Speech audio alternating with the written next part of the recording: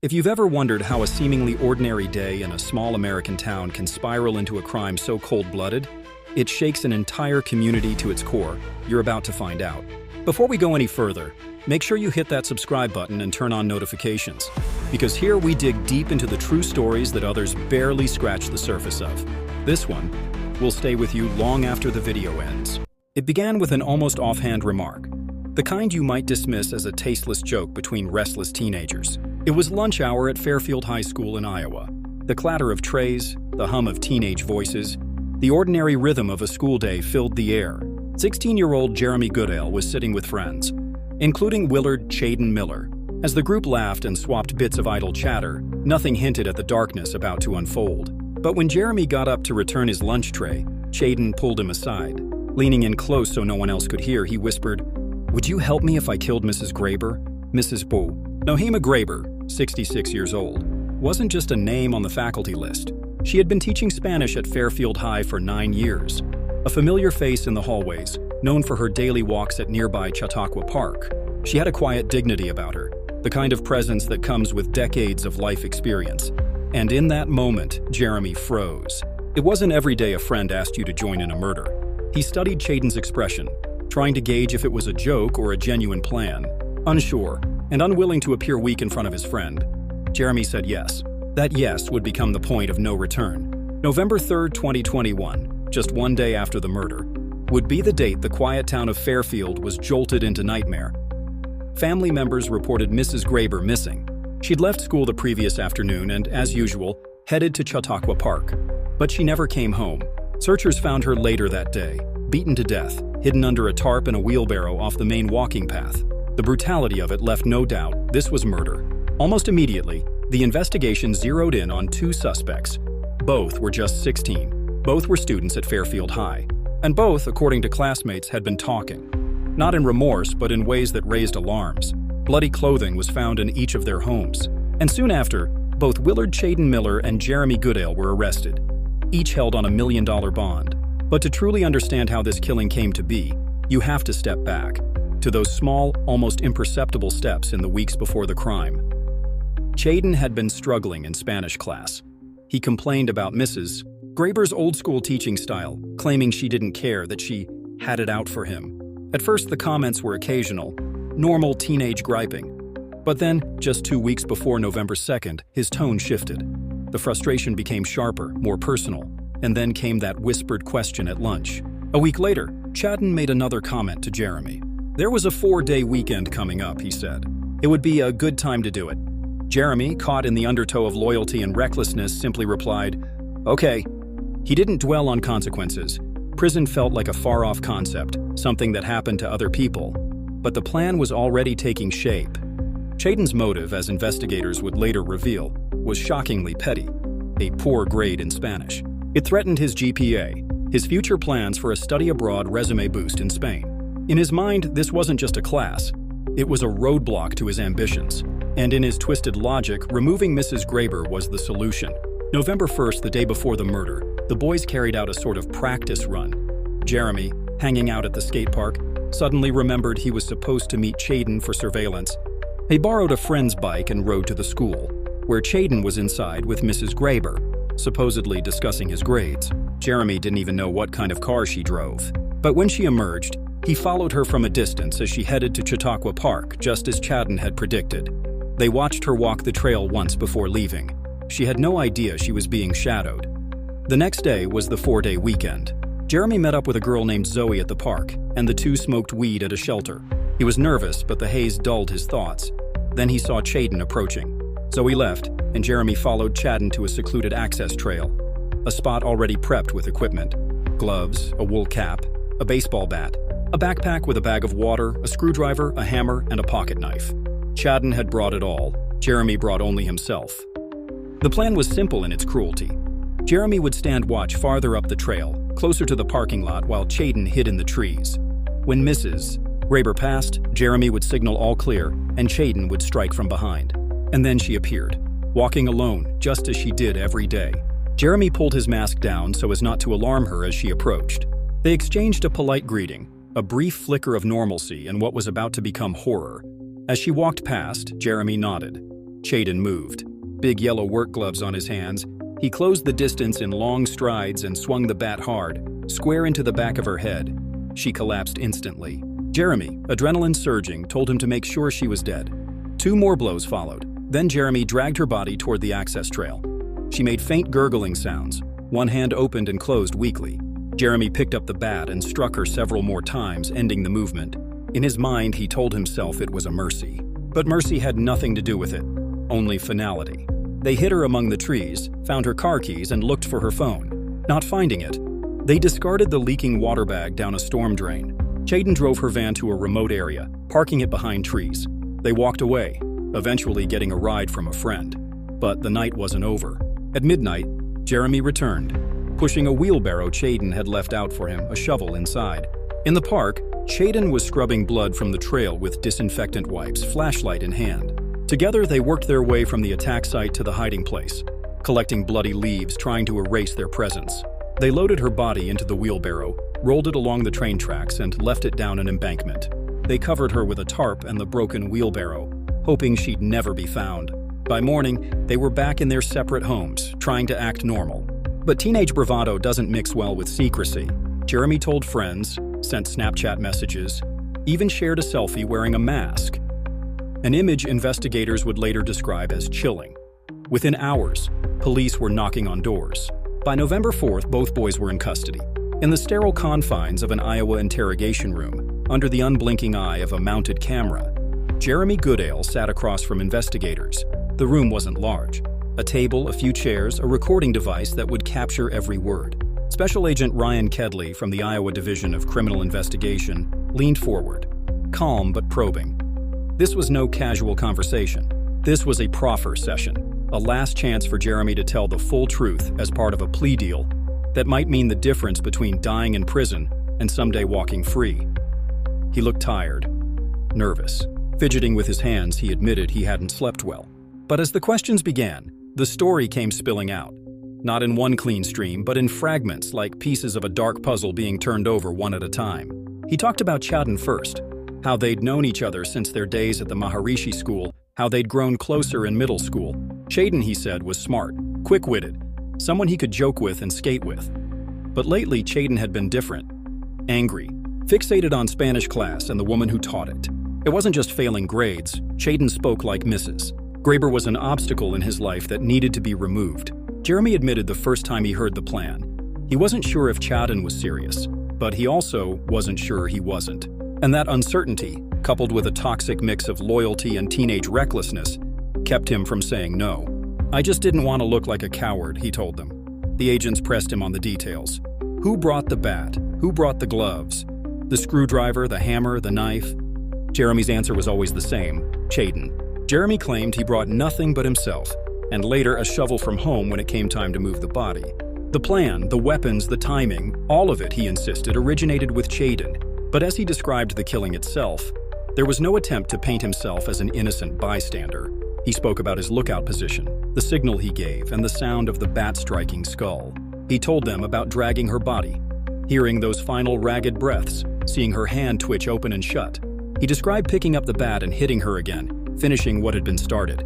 It was graphic, it was cold, and yet in moments his voice wavered, as though even he couldn't quite reconcile the images in his mind with the person he believed himself to be. He told the agents that after it was done, he and Chayden talked briefly about staging the scene to look like an accident, maybe even laying her body on train tracks. But they quickly abandoned that idea. Instead, they hid her where they thought no one would find her. The midnight cleanup was just as calculated as the attack. Jeremy painted the picture for investigators. Chayden waiting in the dark, flashlight beam cutting through the trees, scrubbing at the trail with disinfectant wipes, hunting for specks of blood in the leaves. They worked silently, stuffing bloody foliage and wipes into the bag that had once held the tarp. They pushed the wheelbarrow down the railroad tracks, each step away from the park a step deeper into the illusion they were trying to construct. The illusion that Mrs. Graber had simply vanished. But even in that dark, cold night, Jeremy's own mind began to fracture under the weight of what they'd done. Back home afterward, he drank with Chayden, trying to drown the images and the adrenaline still roaring through his veins. Hours later, lying in bed, he reached for his phone. The urge to tell someone, anyone, was overwhelming. He began sending messages to friends, vague at first, then explicit. He told 2 of his online gaming friends. He hinted to others. By the next day, the circle of people who knew something had happened was far wider than he realized. And in that widening circle, the first cracks appeared. Police didn't need months to solve this case. The evidence trail was short, bloody, and littered with teenage bravado. Classmates came forward, screenshots surfaced, Snapchat messages, selfies. Jeremy posing in a mask, captioned with a chilling reference to being the last thing the teacher would ever see. It was as if they wanted to be caught. When Jeremy was arrested in the early morning hours, the mask of teenage arrogance dropped quickly. Sitting across from the state's top investigators, he admitted his role. He claimed he'd been swept along by Chaden's plan, too deep to back out, too afraid to look weak. But still, he admitted to hitting her himself. The agents didn't let him sidestep responsibility. "There is no doubt in your mind," one of them asked, "that had Chaden not made that first hit, this wouldn't have happened?" "No," Jeremy said. "There's no way I would have done that first hit. Never." He called his final blows a mercy killing, a way to end the suffering she might have been in after Chaden's attack. But mercy, in the cold language of the law, doesn't erase intent. It doesn't absolve complicity. And as the conversation went on, Jeremy revealed something else. In the aftermath, Chaden had floated bizarre ideas about telling police that a group of masked men from another town had killed Mrs. Graber, dragging both boys into it. He told Jeremy to stick to the story, to protect each other. But Jeremy knew it was nonsense. Still, for the first few days, he played along. It didn't last. The truth was bleeding out through texts and whispers, faster than either of them could contain it. As the proffer session neared its end, the agents asked Jeremy about his feelings now, a year and a half after the murder. Regret, he said, didn't begin to cover it, not just for himself and the years he'd lose in prison, but for the devastation to his father, to the community, and most of all, to Mrs. Graber's family. In isolation during his first week in detention, he'd had nothing but time to think, and the weight of what he'd done pressed down harder than the walls around him. Still, when confronted with the selfies, the cold text messages, the casual talk in the hours after the killing, he admitted that in that moment, he'd felt a kind of adrenaline high, maybe even empowered. "I wanted to seem like Billy Badass," he said quietly. By the time the interview wrapped, there was no more mystery about what had happened in Chautauqua Park that November afternoon. 2 teenagers, driven by ego, resentment, and a warped idea of loyalty, had conspired to take a life and then acted on it with chilling precision. What remained was the question of what justice would look like. Both boys had been just 16 at the time, too young under Iowa law to be sentenced to life without parole, but old enough to face the full weight of a first-degree murder conviction. The courtroom was nothing like the interrogation room. Here the air was heavier, the silence thicker. In the front row sat members of Mrs. Graber's family, faces drawn tight, eyes fixed forward. Behind them, townspeople filled the benches drawn by grief, outrage, or morbid curiosity. And at the defense table sat the 2 young men who had shattered the town's sense of safety, Willard Chaden Miller and Jeremy Goodale. From the start, both pleaded not guilty. Chaden's story, told in the flat, practiced tone of someone hoping to plant doubt, was that he'd been forced by the real killers to help hide Mrs. Graber's body and drive her van away. It was a desperate fiction, one that ignored the damning evidence piling up against him. The bloody clothes, the witness statements, the digital trail of his own words. Jeremy's defense took a different shape. He didn't deny being there. He didn't deny touching the bat. But he cast himself as a follower, not a leader, someone swept into an irreversible tide by a manipulative friend. In his telling, the murder had been Chaden's plan from the beginning, and his own part had been reactive, even reluctant. It was a narrative the prosecution wasn't about to let stand unchallenged. As prosecutors laid out their case, the details returned in stark, unflinching clarity. The surveillance run on November 1st, the hidden equipment at the access trail, the careful choreography of lookout and execution, the cleanup and concealment. Photographs of the crime scene appeared on the screens. The tarp, the broken wheelbarrow, the blood-stained leaves. It was methodical, planned, and brutal. Then came the digital evidence. Messages pulled from Snapchat, where Jeremy had sent not just words but images. A masked selfie captioned to mock the victim. A photograph of the wheelbarrow with a foot pump inside. Investigators explained how these weren't the acts of someone in shock, but of someone performing for an audience, flaunting what he'd done. And there was no shortage of witnesses. Classmates testified to conversations with both boys in the days before and after the killing. Some recounted chillingly casual admissions. Others remembered vague but unsettling hints. A few spoke of feeling like they were being tested, as if Chaden or Jeremy were gauging how much they could say without being reported. By the spring of 2023, the weight of the evidence was undeniable. One by one, both boys abandoned their not guilty pleas. Chaden Miller pleaded guilty to first-degree murder. Jeremy Goodale did the same. The trial shifted from battles over truth to arguments over what punishment was just. Under Iowa law, juveniles cannot be sentenced to life without parole. But parole in this context was a mirage, a possibility decades in the future, after the better part of a lifetime behind bars. The sentencing hearings were where each would face the final reckoning. On the day of Chaden's sentencing in July 2023, the judge's voice was steady, but his words cut sharp. "While acknowledging your youth and developing brain," he said, "I find that your intent and actions were sinister and evil. Those acts resulted in the intentional loss of human life in a brutal fashion. There is no excuse. There is not a systemic societal problem that explains or justifies your actions." He sentenced Chaden to life in prison with the possibility of parole after 35 years. For Jeremy, the outcome came in November 2023. His sentence was life in prison with the possibility of parole after 25 years, the minimum allowed under the law for his role. It was a difference of a decade, but in practical terms, both were condemned to grow old behind walls before the faintest hope of freedom. As the sentences were read, neither boy wept. There was no dramatic collapse, no visible sign of remorse beyond what had been rehearsed in their statements to the court. If anything, the greater emotion was in the rows of the gallery, where family members held each other tightly, trying to process the idea that nothing, not a verdict, not a sentence, could undo what had been done. The Graber family spoke in victim impact statements, their voices steady but heavy with loss. They spoke of a woman who had survived political unrest in her native Mexico, built a life in the United States, and dedicated herself to teaching. They spoke of the cruel irony that her life had been cut short not by the dangers she'd once fled, but by the hands of her own students. In town, the aftermath left scars that couldn't be seen in the legal record.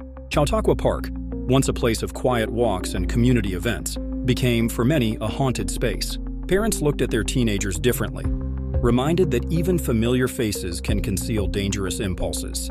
Teachers moved through their classrooms with an extra layer of caution, a private fear that grievances could escalate beyond control. Both boys were transferred to adult correctional facilities, their teenage years ending not with graduations and college applications, but with intake forms and prison uniforms. Chaden quickly filed an appeal, hoping to chip away at the length of his sentence. Jeremy, it was expected, would follow. The law had done what it could, imposed the maximum punishment within the bounds set for juveniles. But outside the courtroom, questions lingered. Could anything have derailed this path before it reached violence? Could a teacher, a counselor, a friend have spotted the danger signs earlier? Or had the fuse been lit long before anyone noticed? In the end, the story wasn't just about two teenagers who killed a teacher over a grade. It was about the speed with which a bad idea can metastasize into an irreversible act, about the fragile boundary between adolescent bravado and real-world violence. It was about how, in the space of a few whispered words over a cafeteria lunch, a life can be stolen and countless others altered forever. The law would call it first-degree murder. The people of Fairfield would simply remember it as the day the world they thought they knew collapsed, and the faces they thought they could trust became the faces of killers. From the outside, Jeremy Goodale and Willard Chaden Miller looked like the kind of friends who had each other's backs. They skated together, joked together, smoked weed behind park shelters, and traded stories about teachers and classmates like any other pair of teenagers. But inside that friendship was something darker, an imbalance of influence, an unspoken current where one led and the other followed, even into unthinkable territory. Jeremy told investigators he'd always seen Chaden as a smart guy, with a biting sense of humor. Someone who could make him laugh, but who also carried a streak of arrogance. That arrogance, he said, became more pronounced in the months before the murder. Chaden talked often about being misunderstood, about the unfairness of his Spanish teacher's grading, about how obstacles in life had to be dealt with instead of tolerated. Jeremy, hearing it over and over, began to accept it as just another piece of teenage venting, until the cafeteria whisper changed everything. Once the plan was in motion, Chaden took the lead. He was the one who brought the bat, the gloves, the tools to destroy her phone. He was the one who picked the location and even scouted Mrs. Graber's routine in the park. Jeremy's role, as he described it, was more reactive, standing watch, dragging the body, helping cover their tracks. But in reality, those roles blurred. A lookout is part of the kill. A cleaner is part of the kill. By the time Jeremy picked up the bat to strike her himself, there was no distinction left between leader and follower. Both had crossed the same line. After their arrests, the dynamic began to shift. In the controlled environment of juvenile detention, there was no skate park, no school cafeteria, no haze of weed to blunt the edges. There were just two cells, two minds replaying the events over and over, and the creeping awareness that self-preservation might mean throwing the other under the bus. Jeremy told investigators that in the first days they were housed together, Chayden urged him to stick to a fabricated story, that a group of masked men from another town had killed Mrs. Graber and forced the boys to help hide the body. "If they catch one of us," Chayden said, "the other one won't tell." It was an oath of silence, a pact meant to keep them both out of prison. But Jeremy admitted he never really believed it. "It seemed stupid," he told them. "Like, who's going to buy that?" That early fracture widened when Chayden started floating the idea that Jeremy had been the mastermind, that he'd just been in the wrong place at the wrong time. It was a calculated move, an attempt to recast himself as a bystander dragged into someone else's crime. For Jeremy, it was a gut punch. The boy who had brought the weapons, who had swung the first blow, was now painting himself as an unwilling participant. Whatever loyalty had existed between them began to dissolve into something sharper: betrayal. In their interrogations, the differences in their personalities became stark. Jeremy, despite his attempts to downplay his role, gave long, detailed accounts, even describing moments when he felt sickened by what they were doing. Chayden, in contrast, clung to deflection and minimal detail. To prosecutors, it was the difference between a teenager who wanted to explain himself and one who wanted to rewrite the story entirely. Outside the walls of detention, the case was spreading far beyond Fairfield. News outlets picked it up, first locally, then nationally. The details? Two 16-year-old boys murdering their 66-year-old teacher over a bad grade were too shocking to ignore. Commentators argued over whether juvenile offenders in cases like this should ever be eligible for parole. Teachers' unions spoke about safety in schools, about how to identify potential threats from students. Parents demanded to know how such a violent plot could form in plain sight without anyone stepping in. For educators, it was chilling. Teachers are used to complaints, even heated ones, about grading. But here was an extreme that few could have imagined: a grade dispute escalating into a premeditated killing.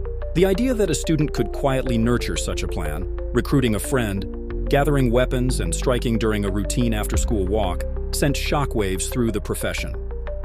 In Fairfield itself, the case left invisible scars. Chautauqua Park, where Mrs. Graber had once walked daily, became a place of unease. Some residents avoided it entirely. Others walked there in silence, aware of the absence they could almost feel. At the high school, her empty classroom was a daily reminder of the loss. Even students who had never taken Spanish felt the void. Grief counselors were brought in, but grief in a small town is a stubborn thing. It lingers, settling into the corners of everyday life. Meanwhile, the legal process ground forward. With their guilty pleas entered, the only question was how long they would serve before parole eligibility. The sentencing hearings were emotional theater. Prosecutors presented the killings as deliberate, calculated, and merciless. Defense attorneys leaned hard on the boys' youth, their developing brains, the possibility of rehabilitation. The judges, in both cases, acknowledged those arguments and then cut through them. In Chayden's hearing, the judge called the actions sinister and evil and rejected any idea that societal problems could justify them. In Jeremy's, the court recognized his lesser sentence, but made clear that his role had been essential to the crime. Both were condemned to decades in prison before even a glimmer of parole. Back in town, there was little satisfaction. Justice, in the legal sense, had been served. But nothing could restore the sense of safety that had been lost. Nothing could bring back the woman whose quiet daily routine had been shattered by two boys she'd once taught. The friendship between Jeremy and Chayden didn't survive the weight of the truth. By the end, they weren't allies, just co-defendants bound by a shared crime and separate regrets. Jeremy spoke openly about no longer trusting him, about feeling beguiled before, but now seeing the arrogance and manipulation clearly. Chayden, for his part, said little about Jeremy, at least publicly, beyond the insinuations he tried to plant early on. In the broader world, the Fairfield case became part of a larger conversation about youth crime, school safety, and the limits of juvenile sentencing.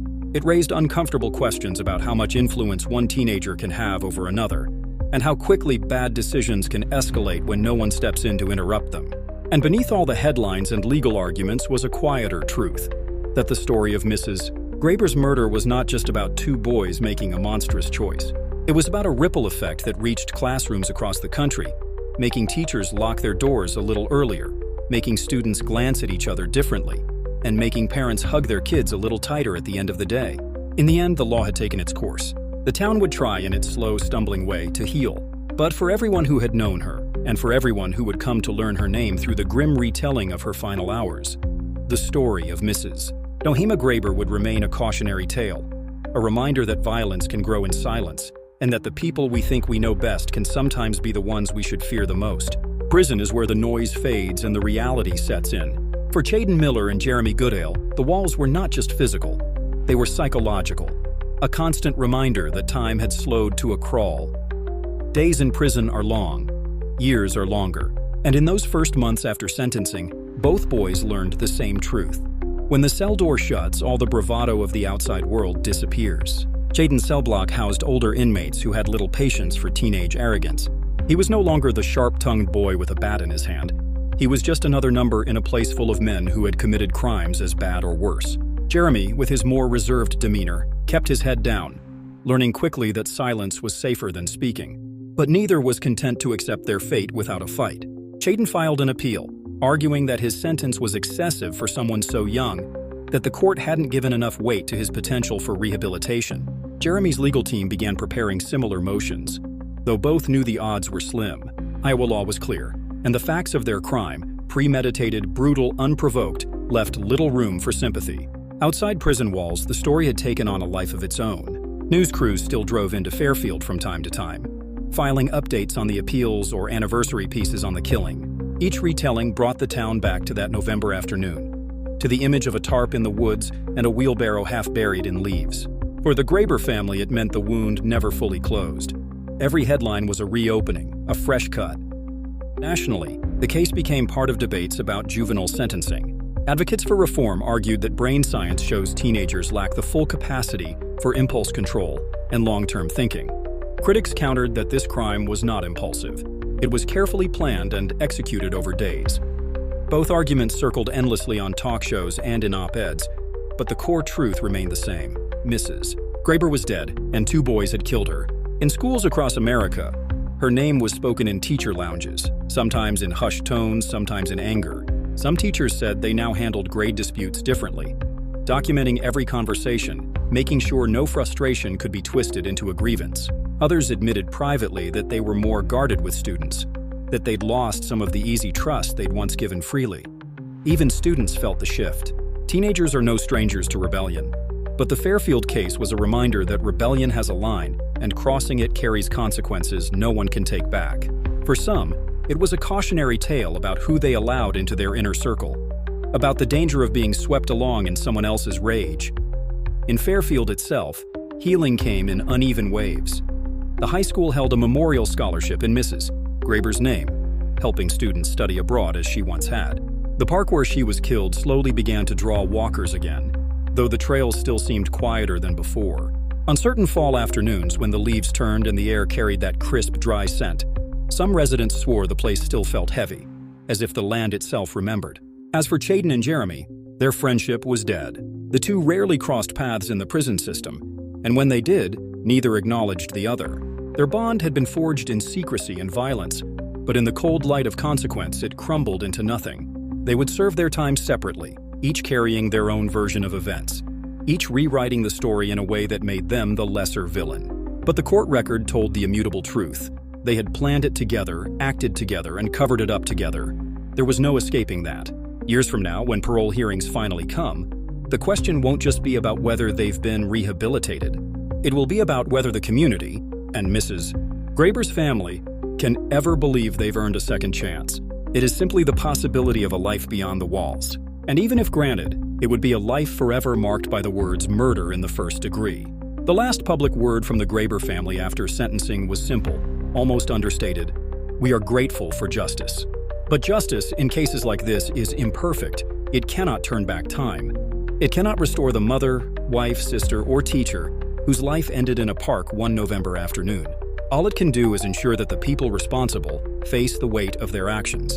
And so the story sits now in that uneasy space where justice and grief coexist, where the law has done what it can, but the human heart still feels the loss.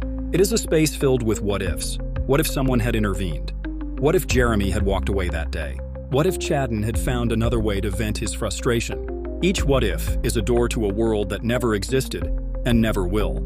For Fairfield, the legacy of the case is more than just a headline or a court file. It's a reminder etched into the town's memory that even in the most ordinary places, tragedy can take root. That sometimes, the people we think we know are carrying thoughts darker than we can imagine. And that the decisions we make, in a moment, in a heartbeat, can ripple outward for decades. In the end, this is the truth that remains. Nohema Graber's life was one of service, curiosity, and resilience. She had crossed continents to build a better future, only to be struck down by those she was trying to teach. Her killers were children by the law's definition, but in that park, they acted with an adult's cruelty.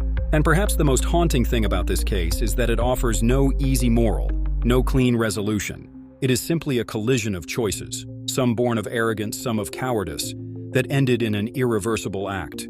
The town will move forward, as towns do, but the story will always be there, whispered on the trails of Chautauqua Park, carried in the quiet glances of those who remember. Because in Fairfield, Iowa, the fall of 2021 will always mean more than just the turning of leaves. It will mean the day a teacher's walk turned into her final steps, and the day two boys crossed a line they can never come back from.